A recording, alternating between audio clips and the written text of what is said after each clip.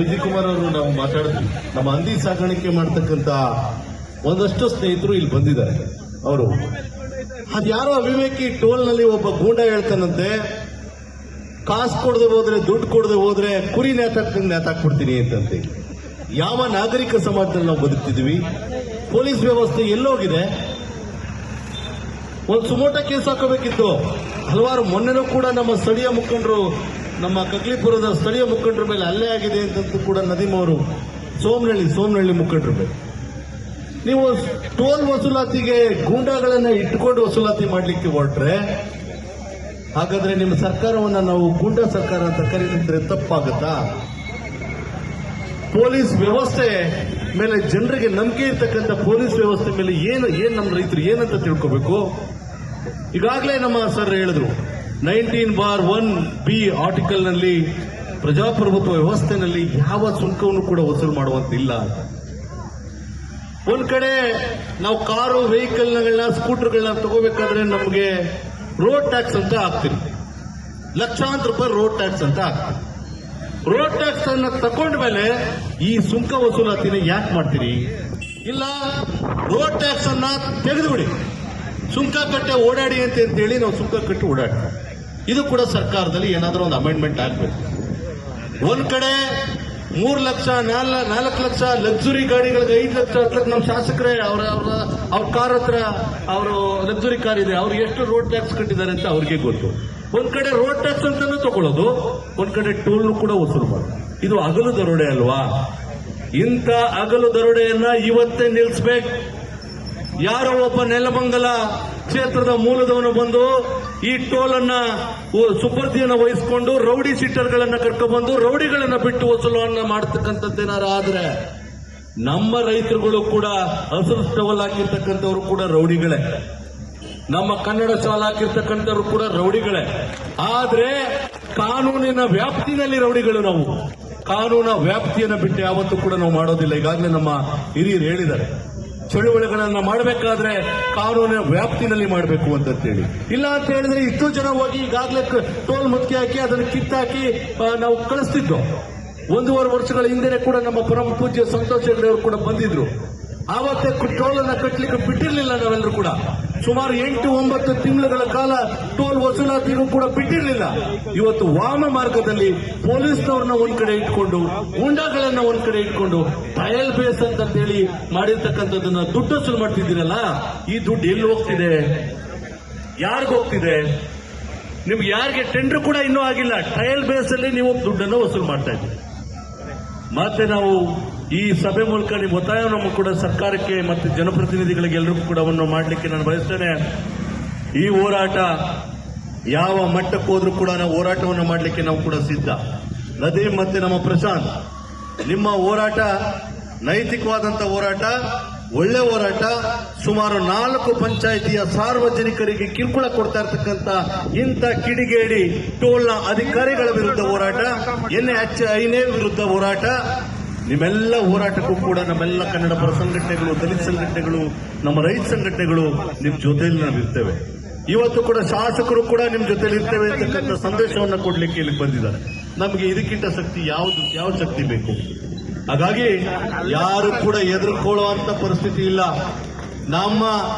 ಈಗಾಗಲೇ ನಮ್ಮ ಸಂತೋಷ್ ಹೆಗ್ಡೆ ಅವರು ಒಂದು ಗಂಭೀರವಾದಂತ ಒಂದು ವಿಚಾರವನ್ನ ಹೇಳಿದ್ರು. ಶಾಸಕರು ಇಲ್ಲಿದ್ದಾರೆ, ಇವತ್ತೇ ಶಾಸಕರು ಒಂದು ಪ್ರತಿಜ್ಞೆಯನ್ನು ಮಾಡ್ತಾರೆ ಅಂತ ನಾನಂತೂ ಕೂಡ ನದೀಮ್ ಅವರೇ ಒಂದ್ ನಿಮಿಷ. ಶಾಸಕರು ನಮ್ಮ ಸಂತೋಷ್ ಹೆಗ್ಡೆ ಅವರ ಅದು ಒಂದು ಒಳ್ಳೆ ವಿಚಾರ. ಸಾರ್ವಜನಿಕರಿಗೆ ಹೋದ್ರೆ ದುಡ್ಡು, ಶಾಸಕರು ಸಂಸದರು ಹೋದ್ರೆ ವಿಶೇಷವಾದಂತ ಟೋಲ್ ಅನ್ನ ಕೊಟ್ಟು ಹಣ ತಗೊಳ್ಳದೆ ಬಿಡ್ತಾರೆ ಅಂತಕ್ಕಂಥ ಮಾತು. ನೀವು ಇವತ್ತು ನಮ್ಮ ರೈತರು ಒಂದು ಪ್ರತಿಜ್ಞೆ ಮಾಡಿ ಸರ್, ನಾನ್ ಮಾತ್ರ ಇನ್ನು ಯಾವುದೇ ಫ್ರೀ ಟೋಲ್ ಅಲ್ಲಿ ಹೋಗೋದಿಲ್ಲ, ಸಾರ್ವಜನಿಕರಿಗೆ ಏನ್ ಹಕ್ಕಿದೆ ಅದೇ ರೀತಿ ನಾನು ಕೂಡ ಫಾಲೋ ಮಾಡ್ತೀನಿ ಅಂತಕ್ಕಂಥದ್ದನ್ನ ಈ ಸಾರ್ವಜನಿಕ ಎದುರುಗಡೆ ನೀವು ಒಂದು ಪ್ರತಿಜ್ಞೆ ಮಾಡಬೇಕು ಅಂತ ಹೇಳಿ, ಅದು ನಮ್ಮ ಸಂತೋಷ್ ಹೆಗ್ಡೆ ಅವರ ಒಂದು ಒಳ್ಳೆ ನಿಲುವು. ಬಹಳ ನೋವಿದೆ ಅವರಿಗೆ. ಈಗ ಶಾಸಕರಿಗೆ ಸಂಸದರಿಗೆ ಅವ್ರ ಹತ್ರ ಜೋರಾಗಿ ದುಡ್ಡಿದೆ, ಕೊಡ್ಬೋದು, ನಮ್ಮ ರೈತರಿಗೆ ದುಡ್ಡಿಲ್ಲ. ಹಾಗಾಗಿ ನಿಮ್ಗೊಂದು ನ್ಯಾಯ, ಸಾರ್ವಜನಿಕರಿಗೂ ನ್ಯಾಯ ಅಲ್ಲ. ಬೇಕಂದ್ರೆ ಸಾರ್ವಜನಿಕರಿಗೆ ಫ್ರೀ ಕೊಡಿ, ರಾಜಕಾರಣಿಗಳ ದುಡ್ಡು ತಗೊಳ್ಳಿ, ಒಳ್ಳೊಳ್ಳೆ ಅಧಿಕಾರಿಗಳ ದುಡ್ಡು ತಗೊಳ್ಳಿ, ಅಧಿಕಾರಿಗಳ ಹತ್ರನೂ ದುಡ್ಡು ತಗೊಳ್ಳೋದಿಲ್ಲ. ಹಾಗಾಗಿ ಇವತ್ತಿನ ಹೋರಾಟ ನಮ್ಮೆಲ್ಲ ಈ ಭಾಗದ 4 ತಾಲೂಕಿನ ಕೆಚ್ಚೆದೆಯ ಹೋರಾಟಗಾರರ ನೈತಿಕತೆಯನ್ನು ಪ್ರಶ್ನೆ ಮಾಡತಕ್ಕಂಥ ಹೋರಾಟ. ಈ ಹೋರಾಟವನ್ನೇನಾದ್ರು ನಾವು ಬಿಟ್ರೆ ನಾಳೆ ನಾವೆಲ್ಲರೂ ಕೂಡ ಯಾವುದೇ ಕಾರಣಕ್ಕೂ ರೋಡ್ಗಿಳಿಕ್ಕೆ ಆಗೋದಿಲ್ಲ. ನಮ್ಮ ಹೋರಾಟವನ್ನು ಹತ್ತಿಕ್ಕಲಿಕ್ಕೆ ಇನ್ನೂ 1000 ಜನ ಪೊಲೀಸ್ನವರು ಬೇಕಾದ್ರೆ ಹಾಕೊಳ್ಳಿ. ಜಿಲ್ಲಾಧಿಕಾರಿಗಳು ಹಿಂದೆ ಇದ್ದಂತ ದಯಾನಂದ್ ಅವರಿಗೆ ನಾನು ಕೂಡ ಹೋಗಿದ್ದೆ. ನಮ್ಮ ಎಲ್ಲ ಇಲ್ಲಿ ನಮ್ಮ ಪುಟ್ಸಮಣ್ಣವರು, ನಮ್ಮ ಮುಖಂಡರುಗಳು ಎಲ್ಲರೂ ಕೂಡ ನಾವು ಕೂಡ ಹೋಗಿದ್ವಿ. ಅವರು ಒಂದು ಗಂಭೀರವಾದಂತ ವಿಚಾರವನ್ನು ಹೇಳಿದ್ರು. ಹಿಂದೆ ಎಲೆಕ್ಟ್ರಾನಿಕ್ ಸಿಟಿನಲ್ಲಿ ಒಂದು ಟೋಲ್ ಇತ್ತು. ಆ ಟೋಲ್ಗೂ ಕೂಡ ಆ ಟೋಲ್ನ ಮಾಫಿಯಾ ನಮ್ಮನ್ನ ದಿಕ್ ತಪ್ಪಿಸ್ತು. ನೀವು ಸ್ಥಳೀಯರಿಗೆ ಎಲ್ರಿಗೂ ಕೂಡ ಪಾಸ್ ಕೊಡ್ತೀವಿ ಅಂತೇಳಿ ನಮ್ಮನ್ನ ಕಣ್ಣು ಮುಚ್ಚಿ ಕಣ್ಣಿಗೆ ಬಟ್ಟೆ ಕಟ್ಟಿ ಟೋಲ್ ವಸೂಲಾತಿಗೆ ಹೋಯಿತು. 4-5 ವರ್ಷಗಳ ನಂತರ ಅದೇ ಟೋಲ್ ಮಾಲೀಕ ಸರ್ಕಾರಕ್ಕೆ ಕೇಸ್ ಹಾಕೊಂಡ. ಜಿಲ್ಲಾಧಿಕಾರಿಗಳನ್ನ ಪುರಸ್ಕರಿಸ್ತಾ ನಮ್ಮ ಪುಟ್ಸಮ್ಮಣ್ಣವರು, ನಮ್ಮೆಲ್ಲ ಈ ವೇದಿಕೆ ಮೇಲೆ ಇರ್ತಕ್ಕಂಥ ಯಾರು ವಿಶೇಷವಾಗಿ ಗ್ರಾಮ ಪಂಚಾಯತಿ ಅಧ್ಯಕ್ಷರು ಮಹಿಳೆ ನಮ್ಮ ಸಹೋದರಿ ಬಂದಿದ್ದಾರೆ, ಅವರೆಲ್ಲರಿಗೂ ಕೂಡ ಮತ್ತೊಮ್ಮೆ ಒಂದು ಈ ಮಾತನಾಡಲಿಕ್ಕೆ ನನಗೆ ಅವಕಾಶ ಮಾಡಿಕೊಟ್ಟಂತ ಮತ್ತೆ ನದೀಮ್ ಅವರೇ, ಪ್ರಶಾಂತ್ ಅವರೇ, ನಾವು ಜೈಲಿಗೆ ಹೋದ್ರೂ ಪರವಾಗಿಲ್ಲ. ನಾನು ನಿನ್ನೆ ಒಂದು ಬೇಲ್ ತಗೊಂಡ್ಬಂದಿದ್ದೀನಿ. ನನ್ನ ಹೋರಾಟದಲ್ಲಿ ರಾಮನಗರ ಕ್ಷೇತ್ರದ ಶಾಸಕರು ಕೇಸ್ ಹಾಕ್ಸಿದ್ರು. ನಿನ್ನೆ ಬೇಲಾಗಿದೆ, ಇವತ್ತು ಬೇಲಾಗಿಲ್ಲ ಅಂದ್ರೂ ಕೂಡ ನಾನು ಹೋರಾಟಕ್ಕೆ ಬಂದಿದ್ದೆ. ನನ್ನನ್ನು ಇವತ್ತು ಅರೆಸ್ಟ್ ಮಾಡಿದ್ರು ಮಾಡಲಿ ಅಂತೇಳಿ ಪೂರ್ವಭಾವಿ ಸಭೆನಲ್ಲೇ ಶಪಥ ಮಾಡಿದ್ದೆ. ಯಾವುದೇ ಕಾರಣಕ್ಕೂ ಜಗ್ಗೋದು ಬಗ್ಗೋದು ಇಂಥ 100 ಕೇಸು, ಕಾವೇರಿ ಗಲಾಟಿನ ಒಂದು 60-70 ಕೇಸ್ಗಳಿದ್ದ ನಮ್ಮ ಪುಟ್ಸಮ್ಮಣ್ಣವ್ರ ಮೇಲೆ, ನಮ್ಮೆಲ್ಲ ಕೂಡ ರೈತ ಚಳುವಳಿಗಾರರ ಮೇಲೆ. ಇದಕ್ಕೆಲ್ಲ ಬೊಗ್ಗೋರೆಲ್ಲ ಹೋರಾಟಕ್ಕೆ ನಿಂತ ಮೇಲೆ ನೋಡಿ, ಈಗಾಗಲೇ ನಮ್ಮ ನದೀಮ್ ಹೇಳ್ತಿರ್ತಾರೆ, ಏನು ಪೊಲೀಸ್ ಇಲಾಖೆಯಲ್ಲಿ ನಿಮ್ಗೇನೋ ಸ್ಟಾರ್ಗಳಿರ್ತಾವಲ್ಲ, ಆ ತರ ಕೇಸ್ಗಳು ಹಾಕಿದ್ರೆ ನಮ್ಗೆ ಹೋರಾಟಗಾರರಿಗೆ ಸ್ಟಾರ್ ಇದ್ದಂಗೆ ಅಂತೇಳಿ. ಖಂಡಿತವಾಗ್ಲೂ ಕೂಡ ಜಗ್ಗೋದು ಇಲ್ಲ, ಬಗ್ಗೋದು ಇಲ್ಲ. ಇವತ್ತು ಮಳೆ ಪ್ರಕೃತಿನೂ ಕೂಡ ನಮ್ಮ ಹೋರಾಟಕ್ಕೆ ಬಹಳ ಸಾಂಸ್ಕೃತಿಕವಾದಂತ ವಾತಾವರಣವನ್ನು ಸೃಷ್ಟಿ ಮಾಡಿದೆ. ಹಾಗಾಗಿ ಈ ಹೋರಾಟ ಇವತ್ತು ಮುಗಿಬೇಕು. ಈ ಟೋಲ್ ಕಿತ್ತು ಒಗಿಬೇಕು, ಸರ್ವಿಸ್ ರಸ್ತೆ ಆಗ್ಲೇಬೇಕು. ನಾವ್ಯಾರು ಕೂಡ ಪ್ರತಿಜ್ಞೆಯನ್ನು ಮಾಡೋಣ, ₹1 ಕೊಡೋದಿಲ್ಲ, ನಮ್ಗೆ ಸರ್ವಿಸ್ ರೋಡ್ ಮಾಡ್ಕೊಡಪ್ಪ. ನೀನು ಟೋಲ್ ಗಂಟು ಮೂಟೆಯನ್ನ ಕಟ್ಕೊಂಡು ಹೋಗ್ಲಿಲ್ಲ ಅಂತ ಹೇಳಿದ್ರೆ ಇನ್ನು ಮುಂದಿನ ಹೋರಾಟದ ರೂಪುರೇಷೆಯನ್ನು ನಾವೆಲ್ಲರೂ ಕೂಡ ಚಿಂತೆ ಮಾಡ್ತೀವಿ ಅಂತ ಹೇಳ್ತಾ ನಾನು ಮಾತನ್ನು ಮುಗಿಸ್ತಾ ಇದ್ದೇನೆ. ಜೈ ಕರ್ನಾಟಕ. ಈ ಭಾಗದ 4 ತಾಲೂಕಿನ ಕೆಚ್ಚೆದೆಯ ಹೋರಾಟಗಾರರ ನೈತಿಕತೆಯನ್ನು ಪ್ರಶ್ನೆ ಮಾಡತಕ್ಕಂಥ ಹೋರಾಟ.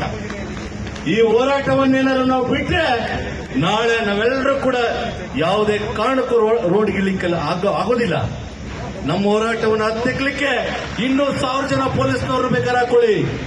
ಜಿಲ್ಲಾಧಿಕಾರಿಗಳು ಹಿಂದೆ ಇದ್ದಂತ ದಯಾನಂದ್ ಅವರಿಗೆ ನಾನು ಕೂಡ ಹೋಗಿದ್ದೆ. ನಮ್ಮ ಎಲ್ಲ ಇಲ್ಲಿ ನಮ್ಮ ಪುಟ್ಸಮಣ್ಣವರು, ನಮ್ಮ ಮುಖಂಡರುಗಳು ಎಲ್ಲರೂ ಕೂಡ ನಾವು ಕೂಡ ಹೋಗಿದ್ವಿ. ಅವರು ಒಂದು ಗಂಭೀರವಾದಂತ ವಿಚಾರವನ್ನು ಹೇಳಿದ್ರು. ಹಿಂದೆ ಎಲೆಕ್ಟ್ರಾನಿಕ್ ಸಿಟಿನಲ್ಲಿ ಒಂದು ಟೋಲ್ ಇತ್ತು. ಆ ಟೋಲ್ಗೂ ಕೂಡ ಆ ಟೋಲ್ನ ಮಾಫಿಯಾ ನಮ್ಮನ್ನ ದಿಕ್ ತಪ್ಪಿಸ್ತು. ನೀವು ಸ್ಥಳೀಯರಿಗೆ ಎಲ್ರಿಗೂ ಕೂಡ ಪಾಸ್ ಕೊಡ್ತೀವಿ ಅಂತೇಳಿ ನಮ್ಮನ್ನ ಕಣ್ಣು ಮುಚ್ಚಿ ಕಣ್ಣಿಗೆ ಬಟ್ಟೆ ಕಟ್ಟಿ ಟೋಲ್ ವಸೂಲಾತಿಗೆ ಹೋಯಿತು. 4-5 ವರ್ಷಗಳ ನಂತರ ಅದೇ ಟೋಲ್ ಮಾಲೀಕ ಸರ್ಕಾರಕ್ಕೆ ಕೇಸ್ ಹಾಕೊಂಡ. ಜಿಲ್ಲಾಧಿಕಾರಿಗಳನ್ನ